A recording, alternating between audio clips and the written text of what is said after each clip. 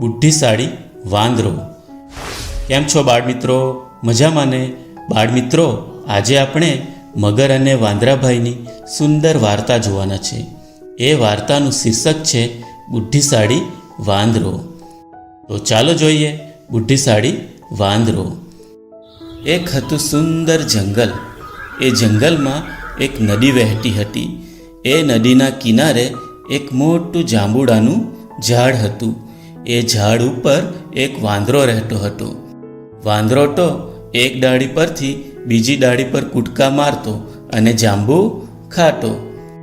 વાંદરાભાઈને ભૂખ લાગે એટલે જાંબુ ખાતો અને તરસ લાગે એટલે કૂદકા મારી પાણી પીવા માટે નદી કિનારે પહોંચી જતો અને નદીનું પાણી પીતો. આમ વાંદરાભાઈ તો મજા કરતા. એ નદીના કિનારેથી થોડે દૂર ઊંડા પાણીમાં એક મગર અને એક મગરી રહેતા હતા.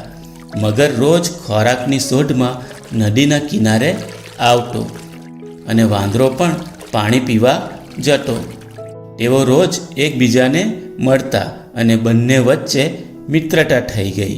વાંદરો તો રોજ પાક્કા જાંબુડા તોડી મગરભાઈને આપતો અને એ જાંબુડા મગરભાઈ ખાતા હતા. મગરભાઈને તો એ જાંબુડા ખૂબ ભાવતા હતા. આવી રીતે રોજ મગરભાઈ નદી કિનારે આવતા અને વાંદરાભાઈ એને જાંબુડા ખાવા આપતા અને બંને વાતો કરતા. એક દિવસ મગરને વિચાર આવ્યો, લાવને આજે થોડા જાંબુડા મારી મગરી માટે પણ લઈ જાઉં. તેથી તે વાંદરાભાઈને કહે છે કે વાંદરાભાઈ આજે થોડા જાંબુડા વધારે આપજો ને, હું મારી મગરી માટે પણ થોડા લઈ જાઉં. વાંદરાભાઈએ કહ્યું, ઠીક છે મગરભાઈ, હું હમણાં જ બીજા જાંબુડા તોડીને લઈ આવું છું. આમ કહી વાંદરો તરત જ કૂદકા મારીને જાંબુના ઝાડ ઉપર ચડી જાય છે અને જાંબુઓ તોડે છે અને એ જાંબુઓ મગર પાસે જઈ તેને આપે છે. મગરભાઈ તો ખૂબ ખુશ થઈ જાય છે અને વાંદરાભાઈને કહે, મિત્ર, તારો ખૂબ ખૂબ આભાર. વાંદરો કહે, મગરભાઈ, એમાં આભાર શેનો? તું તો મારો મિત્ર છે, તને મદદ કરવી એ તો મારી ફરજ છે. સારું વાંદરાભાઈ, તો હું જાઉં છું, કાલે ફરી મળીશું. એમ કહી મગરભાઈ જાંબુ લઈને ત્યાંથી નીકળી જાય છે અને મગરી પાસે પહોંચે છે અને એ જાંબુ મગરીને ખાવા માટે આપે છે. મગરી એ મીઠા જાંબુડા ખાય છે અને ખૂબ ખુશ થઈ જાય છે. મગરીને એ જાંબુડા ખૂબ ભાવે છે.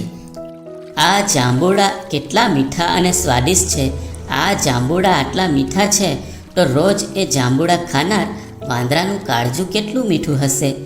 આવો વિચાર આવતા જ એના મનમાં લાલચ જાગી અને તેણે મગરને કહ્યું, સાંભળો, તમે એ વાંદરાને મારી પાસે લઈ આવો. મારે એ વાંદરાને મળવું છે. રોજ આટલા મીઠા જાંબુ ખાનાર એ વાંદરાનું કાળજું કેટલું મીઠું હશે. મારે એનું કાળજું ખાવું છે. આ સાંભળી મગરભાઈ તો છક થઈ જાય છે. થોડી વારે સ્વસ્થ થયા પછી એ મગરીને સમજાવતા કહે છે, અરે મારી વાલી મગરી, આવું તો કંઈ થાય મારાથી? વાંદરાભાઈ તો મારા ભાઈબંધ છે. એની અને મારી બંનેની ગાઢ મિત્રતા છે. હું એને દગો ના આપી શકું.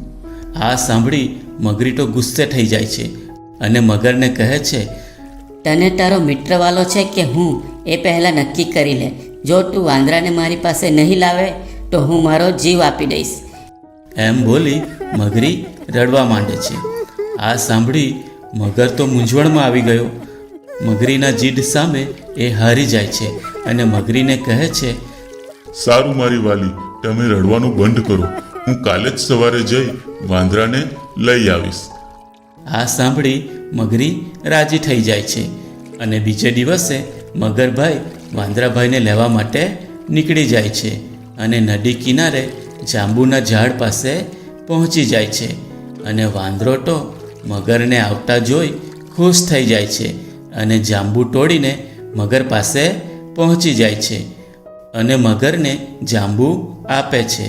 મગર એ જાંબુ ખાય છે અને ધીમેથી બોલે છે, વાંદરાભાઈ, તમે જે જાંબુડા મારી પત્ની મગરી માટે આપેલા એ એને ખૂબ ભાવ્યા છે. તેથી મારી પત્ની મગરીએ ખુશ થઈને તમને મારા ઘરે આજે જમવા માટે બોલાવ્યા છે. શું તમે મારે ઘેર આવશો? આ સાંભળી વાંદરાભાઈ તો ખુશ થઈ જાય છે અને કહે છે, હા હા, હું ચોક્કસ તમારી સાથે આવીશ, પણ મને પાણીમાં તરતા નથી આવડતું, તો હું કેવી રીતે આવું? ત્યારે મગર કહે, તમે એની ફિકર ના કરો. તમે મારી પીઠ પર બેસી જાઓ, હું તમને લઈ જાઉં છું. આ સાંભળી વાંદરાભાઈ તો તરત જ કૂદકો મારીને મગરની પીઠ પર બેસી જાય છે અને મગર પાણીમાં આગળ સરકવા લાગ્યો. વાંદરાભાઈ તો ખૂબ ખુશ થતા હતા, કેમ કે પહેલીવાર એ મગરના ઘરે જઈ રહ્યો હતો અને મનમાં ને મનમાં એ વિચારતો હતો કે આજે તો સારી સારી વાનગીઓ ખાવા મળશે. અને પછી એ મગરભાઈને પૂછે છે. મગરભાઈ, તમારી પત્નીએ જમવામાં શું બનાવ્યું છે મારા માટે? મગરભાઈ કહે, તમને કેળા બહુ ભાવે છે ને, તો કેળાનું શાક, પૂરી, ભજીયા, કેરીનો રસ, શ્રીખંડ, આવું ઘણું બધું બનાવ્યું છે. આ સાંભળી વાંદરાભાઈ તો ખૂબ ખુશ થઈ જાય છે અને મગરભાઈને વાલ કરવા લાગે છે. પણ મગરભાઈનો શું ઈરાદો છે એ ક્યાં એને ખબર હતી. આમ બંને વાતો કરતાં કરતાં આગળ જઈ રહ્યા હતા. વાટમાં ને વાટમાં ભૂલથી મગરથી બોલાઈ જાય છે. સાચું કહું મિત્ર, ખરું તો હું મારા ઘરે તને એટલા માટે લઈ જાઉં છું કે મારી પત્ની મગરીને તારું કાળજું ખાવું છે. આ સાંભળતા જ વાંદરાભાઈના તો હોશ ઉડી ગયા અને એને તો ચક્કર આવવા માંડ્યા. થોડી વારે સ્વસ્થ થયા પછી વિચારવા લાગ્યો કે જેને મેં મારો સાચો મિત્ર માન્યો હતો એ તો દગાખોર નીકળ્યો. વાંદરાભાઈ તો વિચારવા લાગ્યા, હવે શું કરવું? મગરીથી કેવી રીતે બચવું? મને તો તરતા પણ નથી આવડતું અને એટલો મોટો કૂદકો પણ નહીં મારી શકું કે કિનારે પહોંચી જાઉં.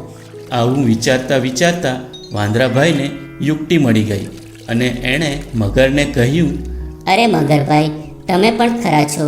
તમે પહેલાં કેમ ના કીધું કે તમને મારું કાળજું જોઈએ છે?